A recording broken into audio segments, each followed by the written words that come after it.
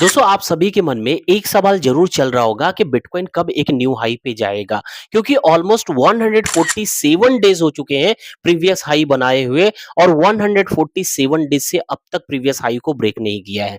तो कब तक बिटकॉइन जो है एक न्यू हाई पे जा सकता है इसके बारे में बात करेंगे और इसे समझने के लिए हम लोग सबसे पहले समझेंगे जो प्रीवियस 3 हार्विंग हुआ है उस टाइम बिटकॉइन का मूवमेंट क्या था। 2012, 2016 और 2020 के टाइम में हार्विंग के टाइम में बिटकॉइन का मूवमेंट क्या था और 2024 में जो बिटकॉइन हार्विंग के टाइम जो बिटकॉइन का मूवमेंट है वो किस हार्विंग से काफी सिमिलर है। इस वीडियो में हम लोग समझने की कोशिश करेंगे जिससे ओवरऑल रफली आइडिया मिल सकता है कि बिटकॉइन कब एक न्यू हाई पे जा सकता है। लेकिन दोस्तों एक चीज मैं आप लोगों को साफ साफ बता देता हूं कि बिटकॉइन जो प्रीवियस हाई बनाया था $73,800 के करीब में उस टाइम से ऑलमोस्ट 32 से 33% तक डिप लगा चुका है और बिटकॉइन के लिए वो भी हार्विंग के बाद 32% तक गिरना मींस की मैक्सिमम डिप लगा चुका है। यहां से कभी भी एक न्यू हाई पे जा सकता है। 32% तक गिरना दोस्तों बड़ी बात होता है बिटकॉइन के लिए और ये ऐसे डिप में जो मैक्सिमम वेल्स या इंस्टीट्यूशंस होते हैं वो अपनी होल्डिंग अपनी एकोमुलेशन बढ़ा लेते हैं, एकोमुलेशन कर लेते हैं बिटकॉइन का। और अगर सेलिंग कोई करता है तो वो हमेशा रिटेलर करता है, रिटेलर ही पैनिक में आकर सेल करता है। लेकिन वेल्स ऐसे डिप का केवल मौके का फायदा उठाते हैं, केवल रिटेलर ही डरते हैं। मैं एक चीज आपको दिखाता हूं, यहां पर आप देखोगे 7 तारीख को ही मैंने ये अपडेट किया था ट्विटर पे। देखोगे कि वैसे बिटकॉइन वॉलेट जिसमें 1,000 से 10,000 बिटकॉइन की होल्डिंग है, किसी में 1,000, किसी में 10,000, किसी में 5,000, वैसे बिटकॉइन वॉलेट्स जिसमें 1,000 से 10,000 बीटीसी था, जो अभी रिसेंट में डिप किया, रिसेंट में मार्केट फॉल किया। इस फॉल में वैसे जो वॉलेट था जिसमें 1,000 से 10,000 बिटकॉइन था, वो अपनी होल्डिंग इंक्रीज किया है, यानी और भी बिटकॉइन तेजी से एकुमुलेट किया। लेकिन वहीं पर जो है कुछ वैसे वॉलेट थे जिसमें बिटकॉइन की होल्डिंग 1 बिटकॉइन से भी कम का था, यानी जो रिटेलर्स थे वो उन्होंने इस डिप में सेलिंग करना स्टार्ट किया, अच्छा खासा सेलिंग किया है। तो यही मैं आपको समझाना चाहता हूं कि वेल्स हमेशा डिप में अपॉर्चुनिटी देखते हैं लेकिन रिटेलर्स हमेशा डिप में बाहर निकलते हैं। मैं आपको बता दूं कि ये जो डिप आपको देखने को मिल रहा है 32% के करीब में, ये मैक्सिमम डिप है। यहां पर स्पॉट के लिए तो कभी भी घबराना ही नहीं चाहिए। स्पॉट में अपनी होल्डिंग बढ़ा के रखो और डिप में हमेशा बायर बने ना कि सेलर बने। ठीक है, अब चलो हम बात करते हैं, सीधा आते हैं मुद्दे पे कि अभी आप देखोगे जो हार्विंग हुआ था 2024 में 20 अप्रैल को, और 20 अप्रैल को जब हार्विंग हुआ उस टाइम प्राइस चल रहा था $63,700 के करीब में, $500 से $700 के करीब में बिटकॉइन का प्राइस चल रहा था। और जब बिटकॉइन का हार्विंग हुआ 2024 में 20 अप्रैल को, तो उसके 1 महीने पहले से ही आप देखोगे बिटकॉइन गिर रहा था।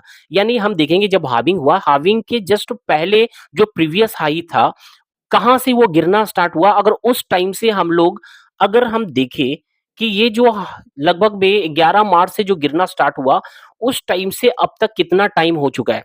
ऑलमोस्ट आपको यहाँ दिख रहा होगा 147 डेज हो चुके हैं, यानी लगभग में 5 महीने। पिछले 5 महीने से बिटकॉइन का प्राइस जो है नीचे गिर रहा है या माहौल पैनिक वाला क्रिएट है। ठीक है, ये पिछले लगभग में 150 दिन यानी 147 दिन ओवरऑल हो चुका है जो प्रीवियस हाई बनाए हुए जिसको अब तक ब्रेक नहीं किया है। ठीक है, अब चलो हम अगर देखें 2020 में एक्चुअली जब हार्विंग हुआ, तो हार्विंग के पहले से क्या बिटकॉइन का प्राइस गिर रहा था? तो यस, 2020 में भी हम लोगों ने देखा कि जब हार्विंग हुआ है, हार्विंग के जस्ट पहले, जब इसके जस्ट पहले जो हाई था, ये हाई था, यहां से जो प्राइस फॉल किया, और जब बिटकॉइन का हार्विंग हुआ तो बिटकॉइन का हार्विंग के बाद फिर धीरे धीरे प्राइस ऊपर गया। ठीक है, यहां अगर हम देखें जब बिटकॉइन का हार्विंग हुआ, हार्विंग के पहले जो हाई था, उस टाइम से इस हाई को ब्रेक करने में कितना टाइम लगाया, तो आप देखोगे कि ये जो हाई है इसे ब्रेक करने में करीब करीब जो है 168 डेज लगे, 168 डेज लगे हैं इस हाई को ब्रेक करने में।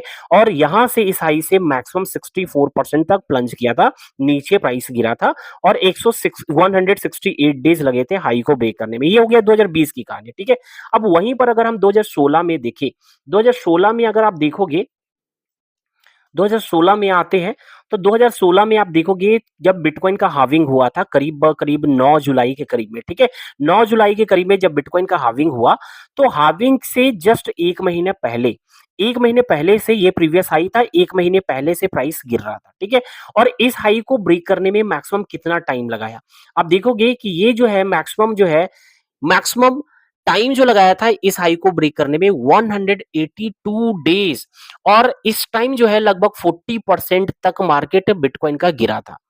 मैं ये बताना चाह रहा हूं, और ये आप देखोगे कि 2016 का ये चार्ट है, और 2016 का 16 के टाइम में जो बिटकॉइन का मूवमेंट हुआ था वो 2024 से काफी सिमिलर आपको देखने को मिलेगा।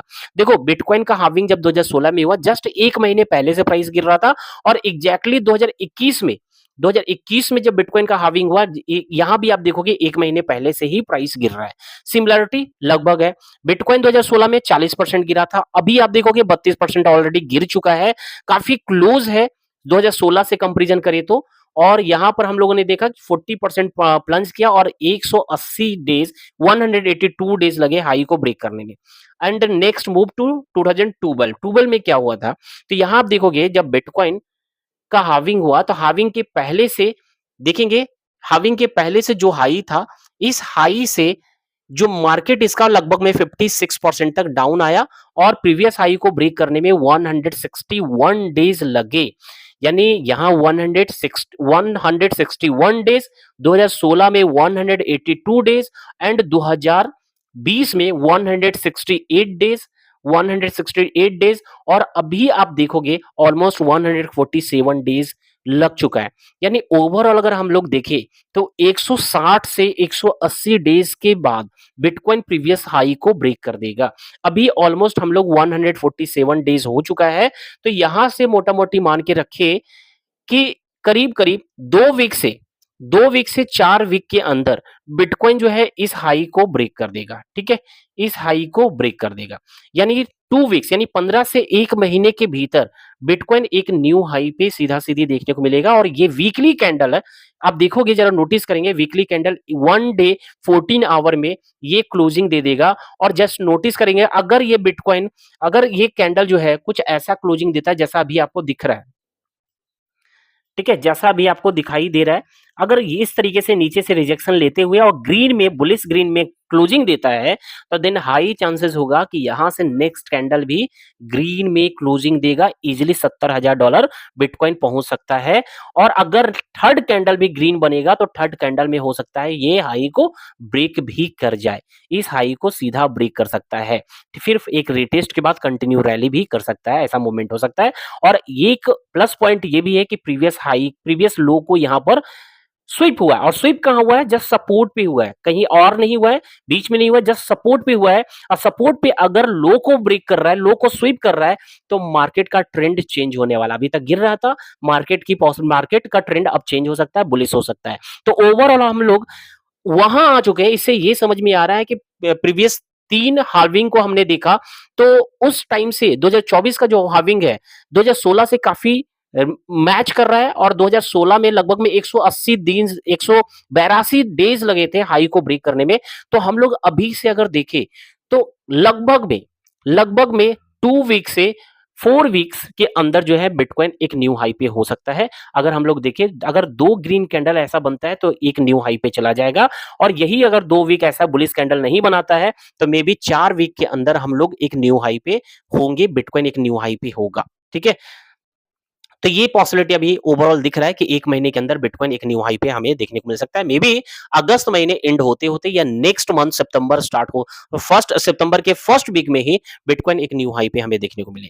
तो ये फिलहाल दोस्तों बिटकॉइन में पॉसिबिलिटी मुझे लग रहा है। और 1 आवर के टाइम फ्रेम पे दोस्तों मैंने ऑलरेडी आप सभी को बता रखा है कि बिटकॉइन जो है 1 आवर के टाइम फ्रेम पे क्या होने की पॉसिबिलिटी है, कहां से हम लोग लॉन्ग करेंगे। एक सबसे पहले 2 एंट्री बन रहा है, जो कल के लाइव सेशन में भी हमने बात किया था, 58,100 के करीब में, या फिर बिलो $58,000 अगर आता है बिटकॉइन का प्राइस, वहां से लॉन्ग कैच करेंगे, अभी करंट प्राइस से नहीं करेंगे। ठीक है, और हार्डली $55,500 के ऊपर ही बिटकॉइन में लॉन्ग कर लेना है, इसके नीचे आने का वेट नहीं करेंगे। इसके ऊपर और 58 के नीचे हम लोग लॉन्ग कैच कर लेंगे बिटकॉइन में। ठीक है, और होल्ड करेंगे लंबे टाइम के लिए। तो इन शॉर्ट में ये कहना चाह रहे हैं, हार्डली 1 महीना टाइम लगेगा बिटकॉइन का एक न्यू हाई पे जाने में।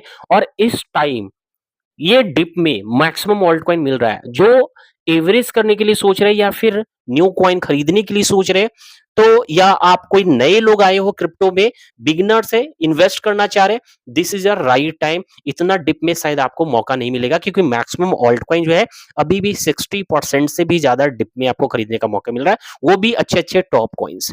तो यहां पर बाइंग की अपॉर्चुनिटी बनता है, यहां पर पैनिक करने की जरूरत नहीं है, चीजों को समझने की जरूरत है। हर डिप के बाद फिर एक न्यू हाई पे बिटकॉइन गया है और ऑल्ट कॉइन भी जाएगा। तो चलो दोस्तों, आज की इस वीडियो में बस इतना ही। वीडियो पसंद आया है तो लाइक कर देंगे, और चैनल को सब्सक्राइब नहीं किया अब तक तो डू सब्सक्राइब राइट नाउ, और टेलीग्राम को भी ज्वाइन करके जरूर रखें।